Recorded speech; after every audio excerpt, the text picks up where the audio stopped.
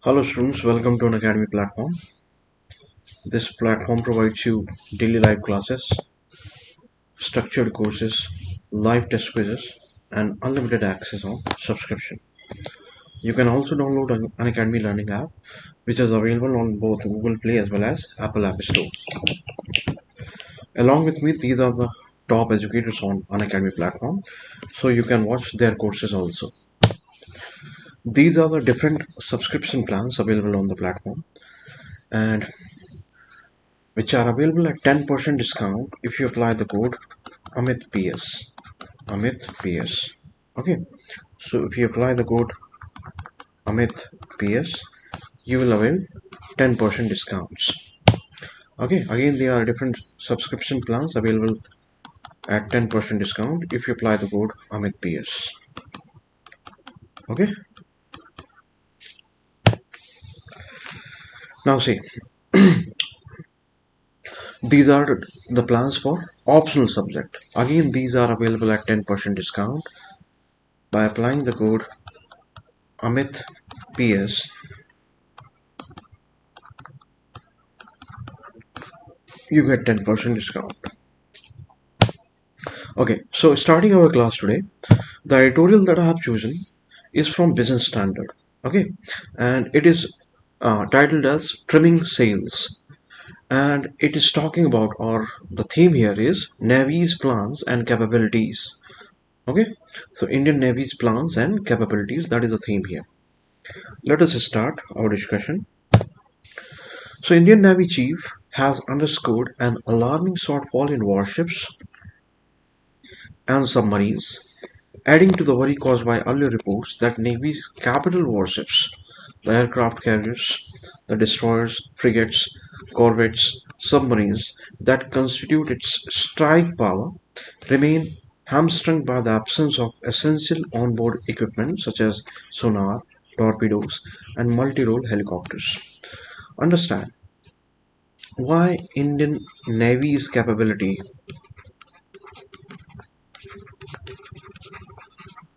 is important. Why it is important? See, understand that India is situated, okay, in the global map, whereby it has access to this vast ocean called Indian Ocean. Okay, and since the beginning of the time, India has been controlling these waters. So India has unilaterally enjoyed the control over these waters. You should also be mindful that this is the only ocean in the world which is named after a country. Okay? Other oceans are not named after any country, but this ocean is named after a country. Now, during the British times, it was the Britishers who enjoyed dominance in this particular region. But after India became independence, India again started to assert its clout and influence in this particular geography. Indian Ocean's importance has been increasing. Okay, and nowadays it is replacing North Atlantic. North Atlantic as the most important sea trade routes. Okay, and this change whereby Indian Ocean is replacing North Atlantic Ocean as the most important sea trade routes is going to be there for a longer time to come. That means Indian Ocean's importance is not going to decrease. Okay, understand that in the year 2016, India came out with its maritime doctrine. Maritime doctrine. And there in that doctrine, India gave to itself the role of net security provider in the region. Net security provider. What is the meaning of net security provider? If any country claims the status of net security provider, it would mean that the country is not responsible or is not accountable only for its own security and safety, or only to that country is not concerned only with the safety and security of its own interest. Okay, and but if that country is net security provider in the region, it will also be capable of safeguarding the interest of all the littoral states. In our case, they constitute states like Mauritius, okay, uh, Seychelles, various island states. Then it will also include states like Sri Lanka now. Okay, so if India claims the role of net security provider in the region, then India is not capable or not responsible and not accountable only for its own interest or only for its own security, but the security of all states in the region. Okay, so this is coming from 2016 Maritime Doctrine declared by India. Now, if that is the case, that would mean what? That would mean that India should be in a very strong position in this particular part of the geography, in this particular part of the world, okay, to safeguard its own interest as well as the interest of the littoral states. And the interest and security of this particular region is threatened by various factors. So, for example, there are various conventional as well as non-conventional threats in this particular region. The conventional threats include piracy. Okay, then because Indian Ocean is also contiguous with the West Asia, then it also faces the problem of terrorism, because West Asia and North Africa, you know, that region is infested with terrorism. Okay, then as of now we have seen Chinese incursions, okay, in various parts of Asian continent, but especially in our case this is true, whereby you have seen that Chinese have come with string of pearls, whereby they are building, okay, islands in various countries, and according to them that has the purpose mainly related to trade and commerce. But the strategic angle or strategic uh, view of this particular development, whereby Chinese have been developing the ports, okay, and islands in various part of this particular Indian Ocean, the strategic angle cannot be ignored, and that strategic angle also aims to encircle India. Okay, so this has been an effort. So, for example, Chinese Belt Road Initiative, okay, other Chinese designs in this particular region poses a great deal of threat to Indian security. Okay, and that is why India has adopted various measures in this particular context. So, for example, it has come with Project Mosam, then Sagar initiative is there. Then you have also seen Indian Ocean Naval Symposium.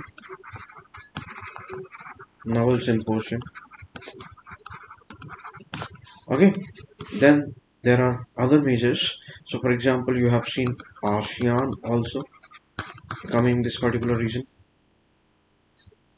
collaborating with India. Then of late you have seen the emergence of Quad 2.0, the Malabar exercises, Australia joining this particular group. Okay, and that is what has been referred as Quad 2.0 by various scholars. So various attempts have been made and are being made in this direction, whereby the countries are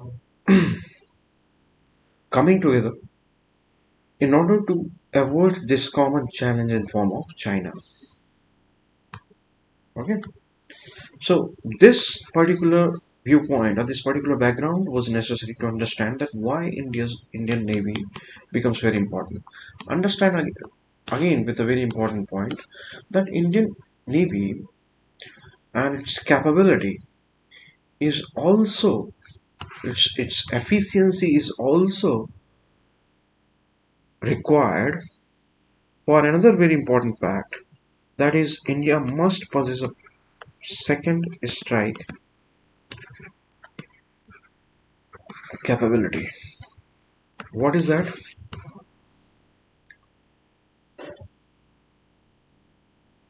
This would mean that India must be able to have a capability to strike back if it is attacked by any nuclear power, nuclear weapon. And to attain second strike capability, India must be able to have a very efficient Indian Navy. Okay, in that sense, Indian Navy becomes very important. Now we can easily understand the issue here. So true that Navy deserves praise for its year-round presence across the Indian Ocean and its participation in prestigious international exercises such as Malabar. You know that this exercise happens mainly between India and USA, but it has been joined by Japan, and now we have Australia also.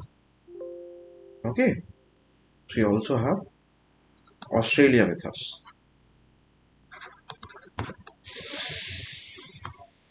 However, these shortfalls mean that the Navy would be painfully exposed when it graduates from peacetime exercises to actual combat. Okay, so all these shortfalls that have been highlighted here, submarines, okay, warships, aircraft carrier, destroyers, frigates, corvettes, submarines, all that becomes problematic. All that shortfall becomes problematic in face of a real combat. Okay, the Chief of Defense Staff may have a point when he said that Navy cannot afford to buy a third aircraft carrier at this point. Okay, now understand. However, there is certainly enough money to fill the relatively small operational voids that have, for well over a decade now, rendered horrendously expensive warships unfit for war. Okay, so what does mean that earlier Chief of Defense Staff may have a point when he said that Navy cannot afford to buy a third aircraft carrier. We have two aircraft carriers, must be knowing, and these are very important. For example, if you have large 4 or 5 aircraft carriers, then you would not need much warships, Navy warships, because they can helicopters and combat aircrafts can actually land in these very aircraft carriers. And there, if that is the case, we do not need much number of warships.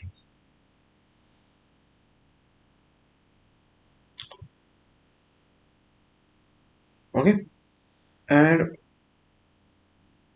if all that is, if we could bring about certain more number of aircraft carriers, then warships will not be needed.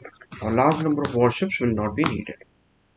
Okay, and that would again be beneficial because warships are very expensive. Okay, there is also concern about the inexplicable shortage of specialist vessels such as minesweepers, anti-submarine corvettes, which are not the most expensive of the assets but are essential to safeguard the fleet. So this highlights another lacuna or another weakness in our navy. Okay, means we lack in terms of even those particular vessels, those particular equipments, vessels, and all, which are not even expensive but are very essential, and that include minesweepers as well as anti-submarine corvettes.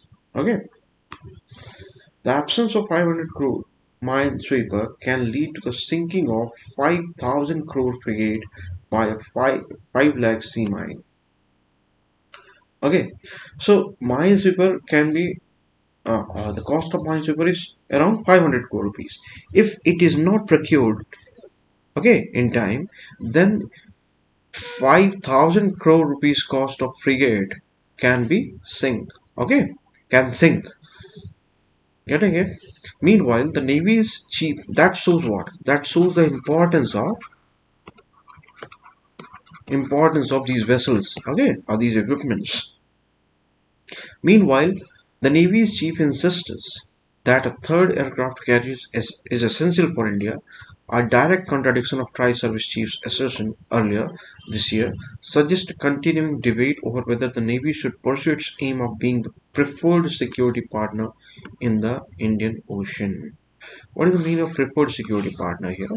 Preferred security partner means a country with whom countries will be, other states would be willing, okay, or would give preference in having partnership in order to attain certain common interest. Okay, the ambition demands a large surface fleet, including aircraft carriers, which can exercise sea control over a substantial ocean expanse far away through projection of power.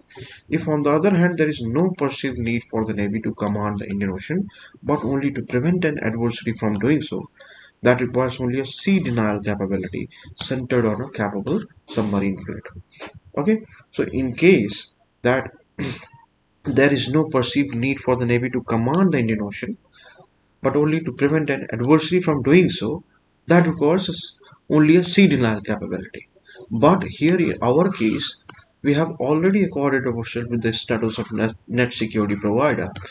Okay, in that sense, we are not just interested in denying any other state to have a command over Indian Ocean. We are very much interested in continuing our command over Indian Ocean. Okay. Either way, the Navy is well short of its target of 24 conventional submarines by 2029, along with 6 nuclear attack submarines in unspecified time frame. Okay, so this shows the extent of shortfall. The Scorpion submarine construction line in Mazgaon Dock Limited, Mumbai, will soon be idle, after which the submarine construction expertise built over the last 15 years will start to wither away. Okay, so this is this was the status of submarines in India. Okay, the next six submarines which are to be built under Project 75I, you can actually note it for prelims.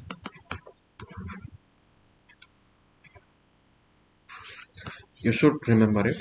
Have not even been tendered as yet. Okay, nor has any thought been given to the purposefully bringing in private sector, even though Larsen & Turbo has displayed its ability to build nuclear submarines hulls, to deliver the warships orders on time and to budget, and has also signaled its resolve and staying power by investing 3,500 crore rupees in new warship building yard in Tamil Nadu. So what it is suggesting here, that even if government is not capable, if government alone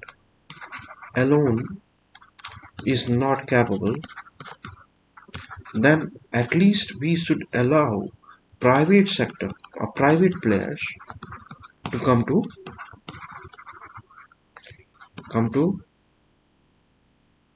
even a joint venture. Okay, something with the mechanism that we have. So for example, there can be public private partnership also. Okay, but we need to make sure that all the shortfalls that exist in this particular front should be fulfilled. Otherwise, we should forget about our ambition to command the Indian Ocean. At the heart of any debate on what role the Navy should play and the capabilities needed to enable that is fraught question of budgetary allocation. Okay, so what the most important thing here would be budgetary allocation. The Navy chief complained that his budget had dwindled from 18% of the overall service budget in 2012 to 13% today. Okay, so that shows what? That shows the decreasing importance of this particular sector, whereby the percentage of the budget that has been devoted to this particular sector has decreased. The reality is that with an increasingly aggressive China probing the border with India, the army's share is likely to expand, probably at Navy's cost. It is all the more essential, therefore, to ensure that Navy's plans and capabilities are harmonized with a realistic assessment of resources, that expensive assets are not rendered ineffective due to avoidable shortfalls, and that the full range of public and private sector capabilities are harnessed to maximum effect. This means that, understand the point here, that that we are already having an ongoing skirmish with China, whereby our army is on the border to avoid any kind of attack from Chinese side. The expenditure on defense is limited, and the larger portion of that very defense expenditure will go to army. Okay, naturally so. Why? Because army is needed in India China border, because that the first priority here would be to safeguard our territories that we share with China. Okay, the boundaries of which we share with China. Because of the ongoing conflict, the first theater of war that can emerge in this region is the territorial. Okay, and the marine theater will be the second one, although that is not less important.